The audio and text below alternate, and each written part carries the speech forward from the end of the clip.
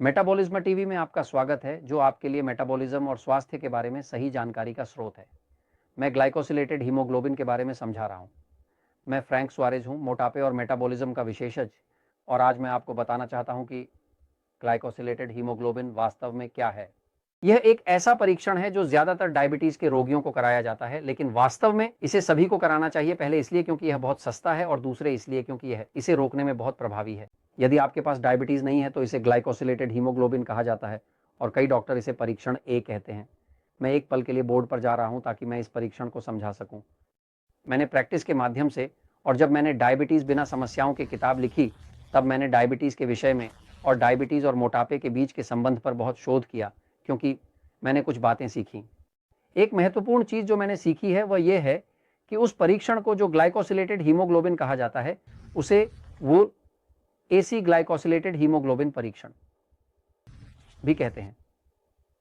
यह एक बहुत बहुत महत्वपूर्ण परीक्षण है जो वास्तव में सभी डायबिटीज के रोगियों को किया जाता है, जब डॉक्टर को पता होता है कि उसके हाथ में क्या है। लेकिन इसे सभी लोगों को कराना चाहिए, भले ही वे डायबिटीज के रोगी ना हो, क्योंकि यह डायबिटीज को रोकने के लिए एक परीक्षण के रूप में काम करता है।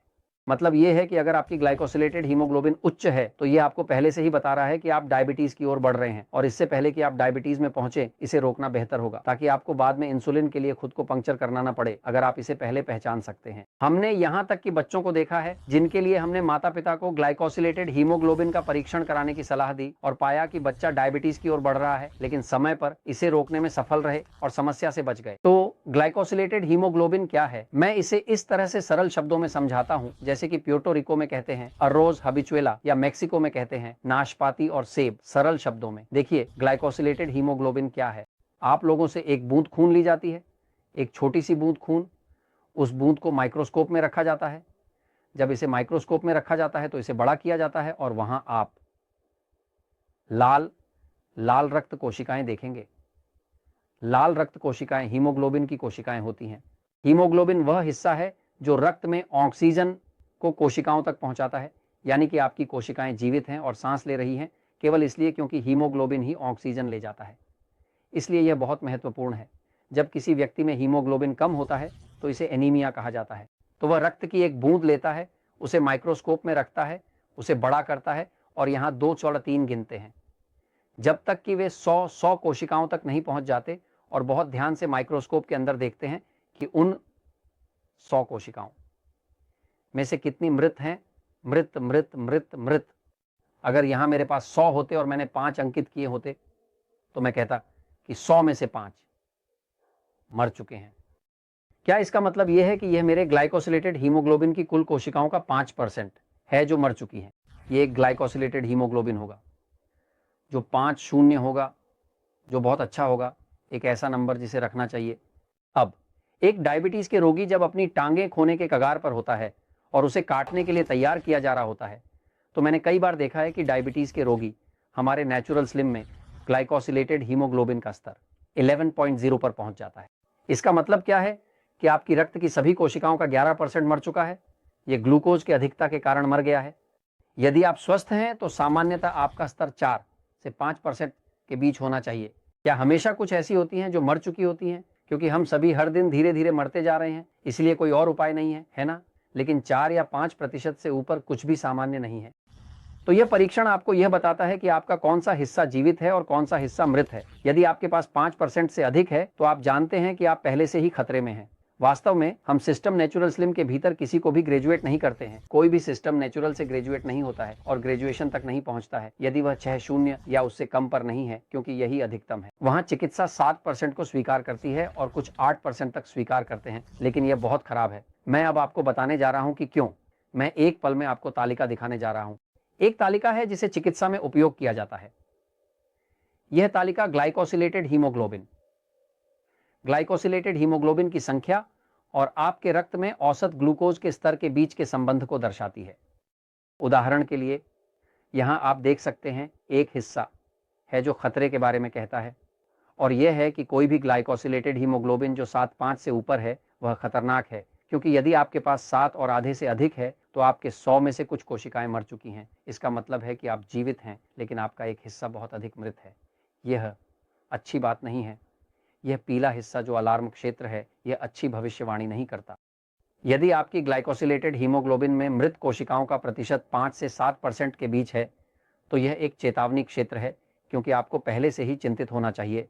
वास्तव में चिकित्सा में जो सलाह डायबिटीज के मरीजों को दी जाती है वह यह है कि अगर आपका स्तर 7 है तो आप शानदार हैं, लेकिन यह सच नहीं है। आप पहले से ही टूट रहे हैं, आपकी दृष्टि पहले से ही प्रभावित हो रही है, आपके गुर्दे पहले से ही खराब हो रहे हैं, आप नपुंसक हो रहे हैं और इसके साथ आने वाली सभी समस्याएं भी। अब वास्तव में हम यहाँ नेचुरल स्लिम में लोगों को वजन कम करने में मदद करते हैं, डायबिटीज के रोगियों को डायबिटीज को नियंत्रित करने में मदद करते हैं।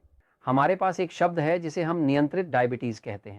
नियंत्रण में रहने वाला डायबिटीज रोगी वो होता है जो वास्तव में नियंत्रण में है, और इसके लिए स्तर 6 से नीचे होना चाहिए। हमारे पास कई डायबिटीज के रोगी हैं जो 5-4, 5-2 में ग्रेजुएट होते हैं।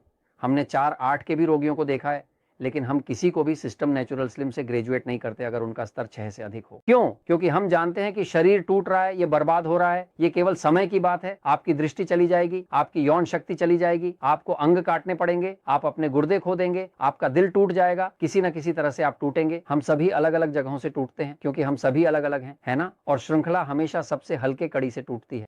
जब किसी व्यक्ति की ग्लूकोज बहुत अधिक होती है तो ग्लूकोज सूजन पैदा करती है, विनाश करती है, जिसे वे मुक्त कण कहते हैं, और अंततः उसके शरीर को नुकसान पहुंचाती है।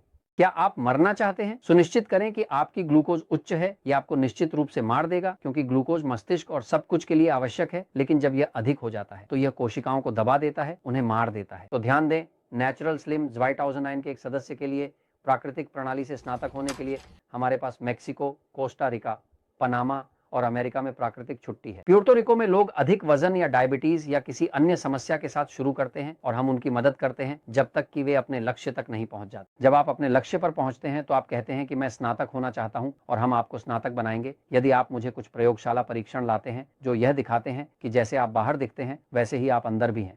हम आपको स्नातक का स्टीकर नहीं देंगे यदि आप बाहर से सुंदर हैं और अंदर से खराब हैं। यह विचार नहीं है। विचार यह है कि आप स्वास्थ्य का एक मानक बने। तो हमारे पास नेचुरल स्लिम के भीतर एक मानक है जिसे सैल्यूड ऑप्टिमा नेचुरल स्लिम कहा जाता है। प्राकृतिक स्लिम प्रणाली के सभी स्नातक सभी देशों में इस मानक पर पहुंचने पर स्नातक होते हैं, और उन्हें इसे प्रयोगशाला में लाना होता है। यह कोई राय की बात नहीं है, ठीक है? तुम अपनी लक्ष्य पर पहुंच गए, तुमने जो अतिरिक्त वसा कम करना चाहा था वह कम कर ली, तुम उस आकार का उपयोग कर रहे हो जो तुम्हें पसंद है। परफेक्ट, सभी लोग तुम्हारी तारीफ कर रहे हैं, अद्भुत। अब मुझे यह सबूत दिखाओ कि अंदर से तुम ठीक हो, और यह सबूत इस स्तर तक पहुंचना चाहिए। स्नातक होने के लिए मानक यह है कि आपके ट्राइग्लिसराइड्स 100 या उससे कम होने चाहिए, क्योंकि दोस्तों, स्वास्थ्य के लिए सबसे खतरनाक चीज ट्राइग्लिसराइड्स है। कार्बोहाइड्रेट्स और कोलेस्ट्रॉल को भूल जाओ। कोलेस्ट्रॉल इतना खतरनाक नहीं है। असली खतरा जो आपको सच में मार सकता है वह ट्राइग्लिसराइड्स है। ट्राइग्लिसराइड्स के लिए चिकित्सा EX50 को अच्छा मानती है, यह गलत है। यदि आप अच्छे ट्राइग्लिसराइड्स चाहते हैं तो यह 100 या उससे कम होना चाहिए। दूसरी बात यह है कि अच्छा कोलेस्ट्रॉल जो आपको कैंसर से बचाता है 40 या उससे अधिक होना चाहिए। यदि आपके पास अच्छा कोलेस्ट्रॉल 40 से कम है तो आप कैंसर के जोखिम में हैं। इसलिए मैं किसी को भी नेचुरल स्लिम सिस्टम से ग्रेजुएट नहीं करना चाहता। अच्छी खबर यह है कि जब आप ट्राइग्लिसराइड्स को कम करते हैं तो अच्छा कोलेस्ट्रॉल बढ़ता है, और यहाँ जो अंतिम चीज आप देख रहे हैं वह ग्लाइकोसिलेटेड हीमोग्लोबिन है जो 6% पर होना चाहिए।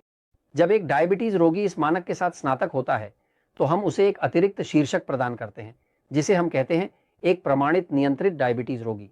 तो अगर आप डायबिटीज से बचना चाहते हैं, अपने बच्चों को बचाना चाहते हैं, और अपने परिवार में और अधिक डायबिटीज के रोगियों को रोकना चाहते हैं, तो समय अब है। डॉक्टर के पास जाएं, उन्हें बताएं कि अगली बार जब मेरा लैब में परीक्षण हो तो मुझसे ग्लाइकोसिलेटेड हीमोग्लोबिन ऐसी की जांच करने के लिए कहें। ये एक बहुत सस्ता परीक्षण है, डॉक्टर को इसे मांगने में कोई लागत नहीं आती, और इस तरह आप डायबिटीज से बच सकते हैं। अगर आप इसे रोक सकते हैं तो क्यों ना रोकें। मैं ये आपसे इसलिए कह रहा हूं क्योंकि सच हमेशा जीतता है।